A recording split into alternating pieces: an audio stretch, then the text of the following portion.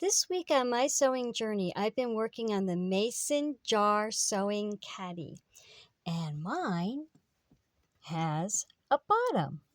Okay, now how I went about this, and you don't have to use a mason jar if you don't have one. You can use a used candle jar or a pickle jar or anything you want. But what you start with is measuring its waist or circumference all the way around.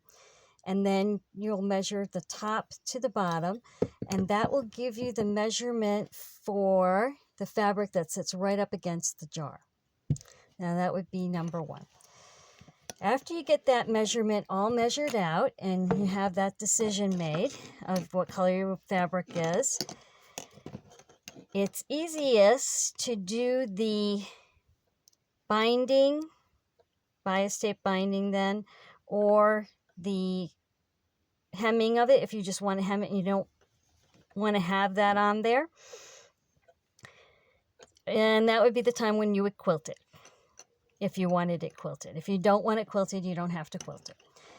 All right, next, your fabric that is the pocket fabric, you want it a little longer so that way you can make the pockets the sizes that you need them to be.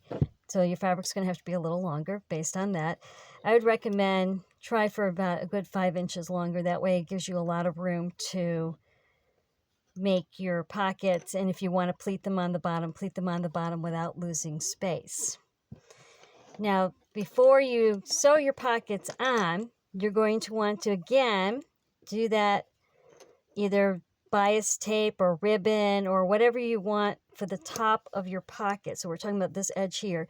Do that then. If you don't want to do that kind of thing because that's a little too much of fiddly work, you can hem it. So you hem that all the way down first. Then you will sew from the top to the bottom on both sides. And then you'll measure out your pockets and sew those down. And after you're done with that, you will sew your seam together. I used the ribbon on it and sewed it together.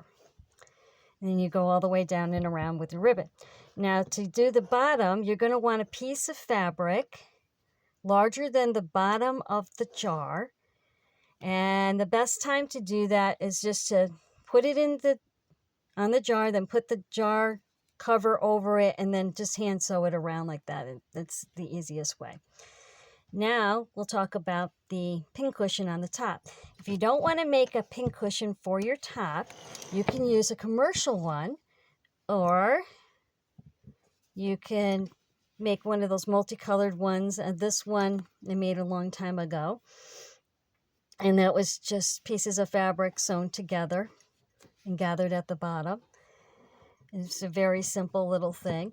This one, I put a ribbon around it to make it look pretty. You can embellish it any way you want. I found some knitted fabric and put that on there to stretch on there for my lid top. You don't have to do that.